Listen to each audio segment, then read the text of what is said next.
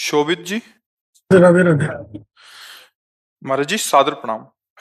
महाराज जी, अध्यात्म की तरफ चलते चलते अचानक मन विचलित सा हो जाता है, उल्टे से ख्याल आते हैं, नकारात्मक ऊर्जाएं उत्पन्न सी होती हैं महाराज। हाँ, वो चूंकि संसार का मनोरंजन उसको प्रिय लगता है, मन को मनमानी आचरण करना उसको प्रिय लगता है।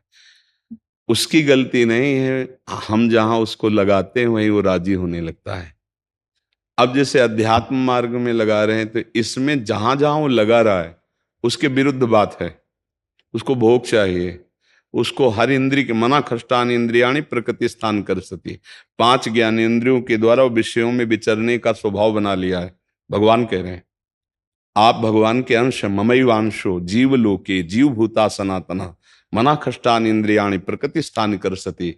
आप इस मन के भुलावे में आकर, मन भोगों के भुलावे में आपको फंसाकर ये सदैव अधीन रखा है। अब अध्यात्म सुनना शुरू किया, अध्यात्म चल तो अध्यात्म में मन को वश में किया जाता है और अभी तक आप मन के वश में रहे। तो जब आप सपोर्ट नहीं देंगे तो वो आपका सपोर्ट करने लगेगा। इसकी चाल समझना, क्योंकि आपके बिना उसकी कोई सत्ता नहीं, वो आपके बिना कुछ नहीं कर सकता, आपके दस्तखत से ही करेगा। जैसे हमारा मन कह रहा है मैं देखूं, हम कह रहे नहीं देखना है, और वो 100 बार कहेगा देखो, आप कहोगे नहीं ये देखो, अब वो लग जाएगा जिधर आप लगाओगे, पर वो कुछ समय तक लगेगा, फिर वो आपको वश में करने की कोशिश करेगा।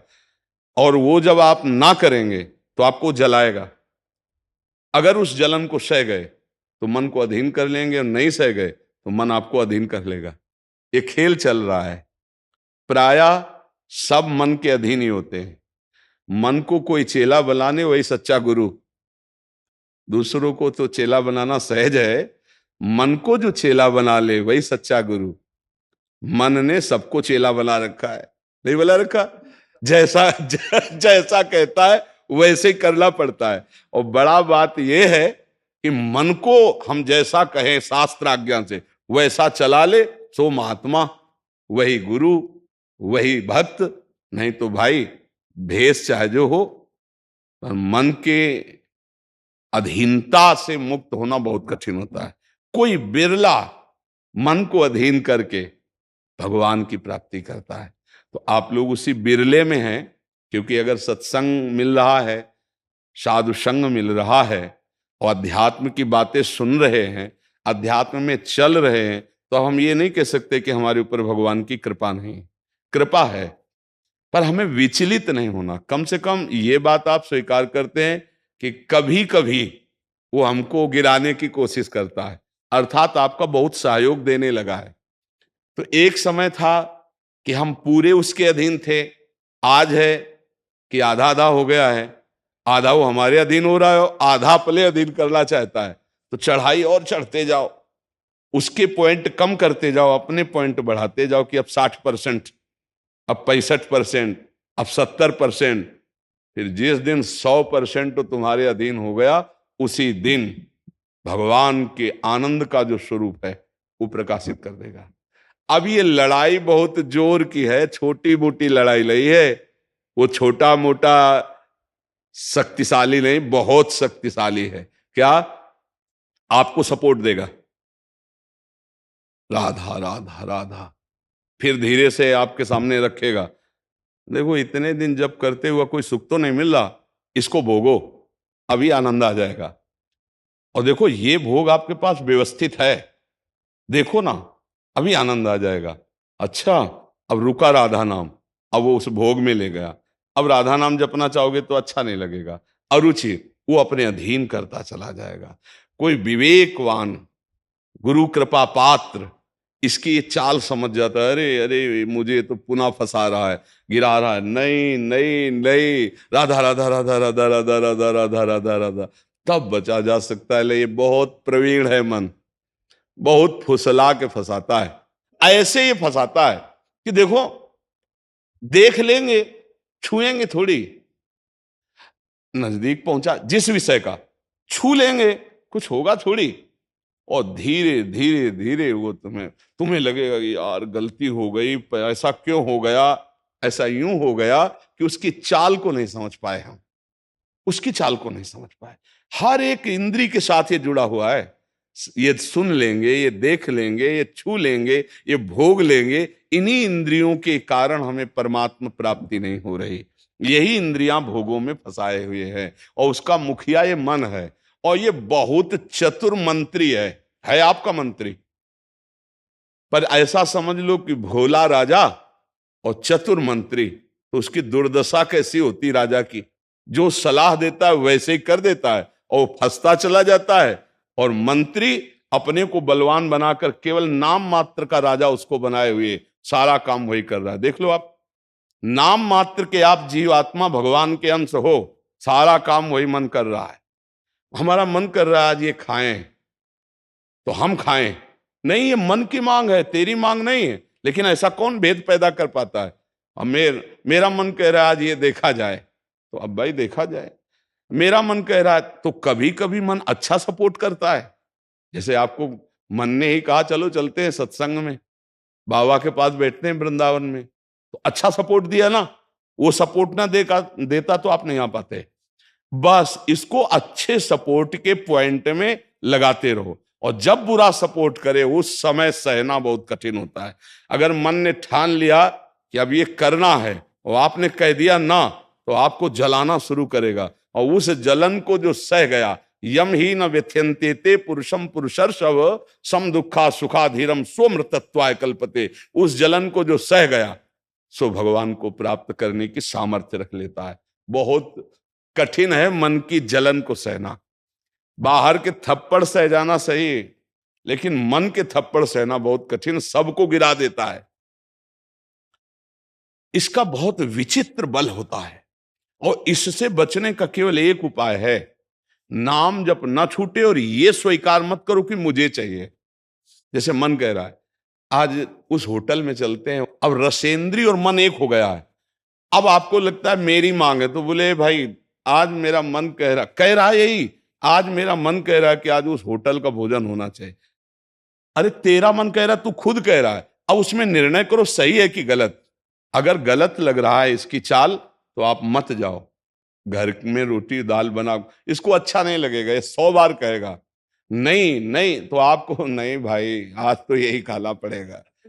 कल भले विचार करेंगे, कल विचार करेंगे आपकी बात पर आज नहीं, आज तो ऐसे बस में करना होता है। एक साधु के मन में आई कि खीर मिले, बहुत दिन से नहीं मिली, मन है कभी कुछ भी सोच सकता है, बहुत व्याकुलता हो गई, बस खीर खीर खीर।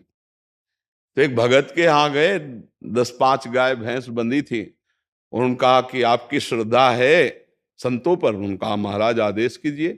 तो बोले 10 संतों के लिए खीर बना सकते हो आप? बोले 20, घर का दूध है, हम 20 संतों के लिए बना देंगे। बोले हम 11 बजे आएंगे दोपहर के, आप बना के तैयार रखिए। वो अकेले आए, तो उनका और संत, बोले और संत यही है सर। अकेले कमरे में बैठे 20 संतों की खीर, और कहा आप लोग बाहर हो जाइए, हम एकांत में पाना चाहते हैं। वो पाए तो भाई 20 संतों के लिए खीर बनी, मतलब 20 पेट भर जाए। तो अब पाए, फिर एकदम यहां तक हो गए तो उल्टी हो गई, फिर मिलाया उसी को। फिर मन कह रहा नहीं अब खीर नहीं चाहिए, बोले नहीं खाओ खाओ खीर खाओ। रोमांच हो गया, नहीं खाएंगे एकदम। तो बोले जिंदगी में खीर का नाम मत लेना, जिंदगी। तो या तो ऐसे उतरो, या तो ऐसे उतरो। इसको वश में करना बहुत अच्छा। एकदम विरोध भी नहीं कर सकते आप इसका, चल ही नहीं पाओगे। इसका विरोध भी एकदम नहीं कर सकते, सपोर्ट भी करना पड़ेगा। तो अच्छी बात में इसका सपोर्ट करो। अब कह रहा है जैसे हमें आज मीठा खाना है, ठीक है तुम्हारी मांग बुरी नहीं है। गए किसी अच्छी दुकान से लिया, ठाकुर जी को भोग लगाया, पाली, तो उसका सपोर्ट हो गया। अब वो बुरी बात कह रहा है, अब नहीं मानना है। उस समय जो जलन उसे सह जाओ, बस यही साधना का है। मन को अगर अधीन कर लिया तो बात बन गई। एक हम बार बार सुनाया करते कि मन मारिया तन बस में की ना, हुआ भरम सब दूर, बाहर से कछ दिखत नाई, अंदर चमके नूर। आपो त्याग जगत में बैठे नहीं किसी से काम, उनमें तो कछु अंतर नाई, संत कहो चाहे राम। वो गृहस्थी में भी है। आप एक पत्नी व्रत लिए हुए धर्म से आप चलते हैं, दूसरी किसी माता बहन की तरफ गंदी दृष्टि नहीं, धर्म से धन कमाते, परिवार का पोषण करते, नाम जब आप महात्मा है, आप सतमार्ग के पथिक हैं, क्योंकि आप अपने प्रवृत्ति धर्म से चल रहे हैं और एक निवृत्ति में अपने धर्म से चल रहा है, तो वो महात्मा है।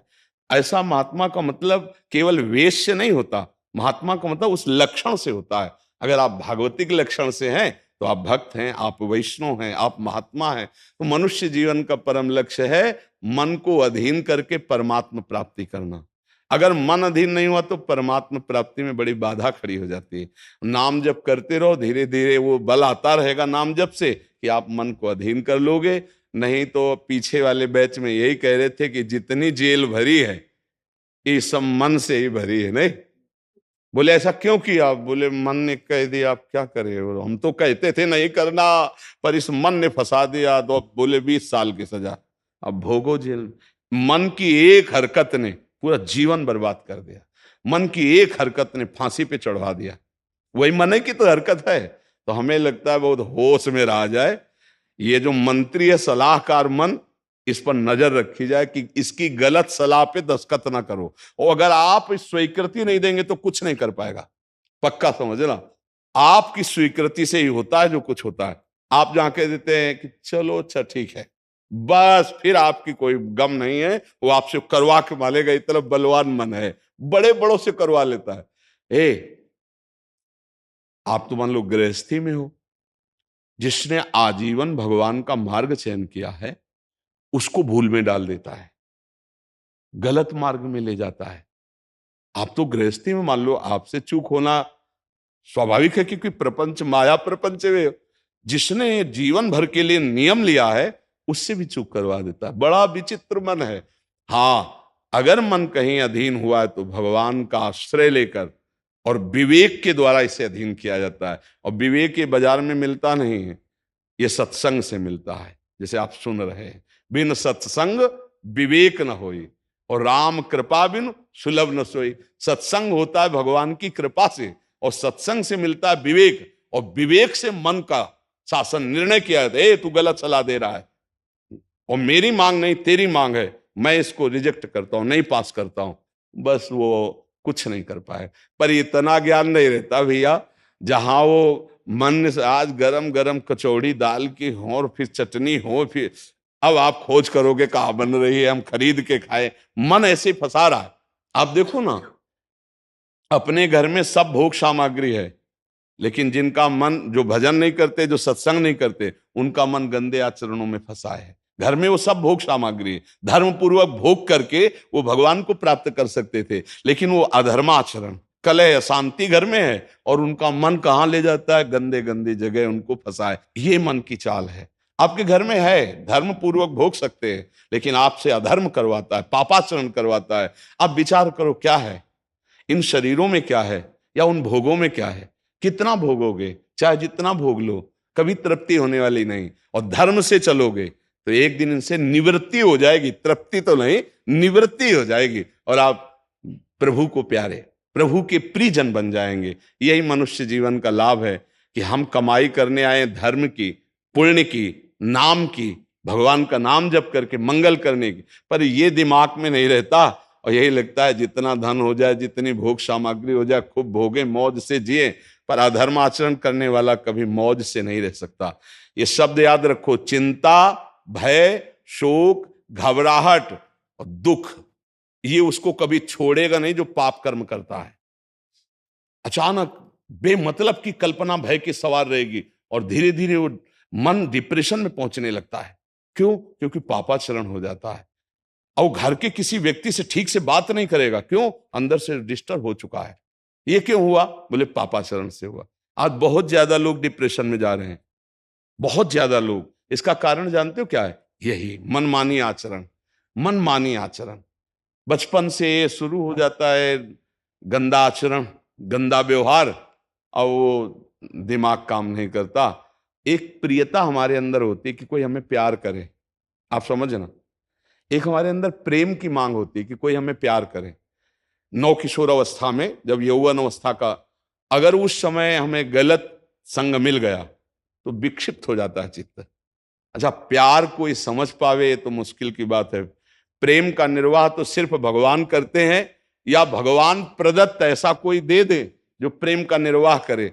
नहीं, अपने हृदय से जिसको हम प्रेम करते हैं और वो कहीं दूसरी जगह देख रहा है, अब विक्षिप्त हो जाएगा वो व्यक्ति, नहीं हो जाएगा। और ये प्रायः बहुत तायत में हो रहा है। क्यों? क्योंकि पूर्व संस्कार बन गए। अच्छा, जैसे देखना, बॉयफ्रेंड गर्लफ्रेंड, ब्रेकअप, फिर बॉयफ्रेंड, फिर गर्लफ्रेंड। समझ रहे हैं क्या संस्कार पड़ रहा बच्चों के अंदर? अब वो जब वर्ण करेंगे एक पति का, तो उनके अंदर निष्ठा आ पाएगी, वो संयम से चल पाएंगे, वो एक गृहस्थी को संभाल पाएंगे, वो अपने पति या पत्नी पर पूर्ण प्रेम कर पाएंगे? नहीं कर पाएंगे। क्यों? क्योंकि आदत खराब हो चुकी, संस्कार खराब हो चुके। अब ये हमारे समाज में ज्यादा फैल रहा है, नहीं फैल रहा है। अब जहां मन को संयम में लाने की बात आती है, वहां मन को तो हमने पहले ही रद्दी कागज बना दिया, पहले ही हमने उसको गंदा कर दिया। अब कैसे हो सकता है? गृहस्थी बहुत पावन मार्ग है, कोई ऐसा नहीं है। मान लो पवित्र शरीर दोनों के हैं और फिर धर्म से ग्रहण किया गया, तो वो फिर एक अच्छी गृहस्थी बनती है। अब पहले ही, इसलिए भाई बहुत संभालने की जरूरत। आप तो बड़े भाग्यशाली जो अध्यात्म में इस बात को समझ रहे, नहीं तो आज हमारा समाज थोड़ा गलत रास्ते की तरफ जा रहा है, गलत मार्ग है जिसको कोई समझ नहीं रहा। हमारे नवीन नवीन बच्चे, नवीन नवीन बच्चियां, नवीन नवीन भाई इस भूल में फंस गए कि ये सुख है और ये भोगना मतलब जीवन का लाभ है। नहीं नहीं नहीं, इसको धर्म के अंतर्गत रखा गया। देखो, हमारे शास्त्र में 4 पुरुषार्थ रखे गए, धर्म, अर्थ, काम, मोक्ष। काम कहां है? तीसरे नंबर पे है। पहले में क्या है? धर्म, और आखिरी में क्या है? मोक्ष। जो धर्म से चलता है, धन धर्म से कमाता है, धर्म से काम भोग करता है, वो मोक्ष को प्राप्त हो जाता है। आज 2 बातें हट गई, पहली और आखिरी, धर्म और मोक्ष हट गया, अब अर्थ और काम रह गया, नहीं रह गया। बस यही पशुता बढ़ती चली जा रही है। अब ये संतों की बातें कड़वी लगेंगी समाज को, लेकिन भैया बहुत गलत रास्ते में अपने लोग जा रहे हैं। इससे लौटना अभी संभव है, अभी लौटना संभव है। अगर कदम आगे बढ़ते चले गए तो आप लौट नहीं पाएंगे। आप देखो, हमारे नवीन बच्चों में बहुत डिप्रेशन की ये बात आती चली जाए। क्यों? विक्षेप पे विक्षेप पड़ रहा है। अब वो उससे आसक्त है, वो ब्रेकअप हो गया, अब उसका दिमाग पे जो भार पड़ा वो पूरे जीवन की जीवनी शक्ति को नष्ट कर रहा है, चाहे बच्चा हो चाहे बच्ची हो।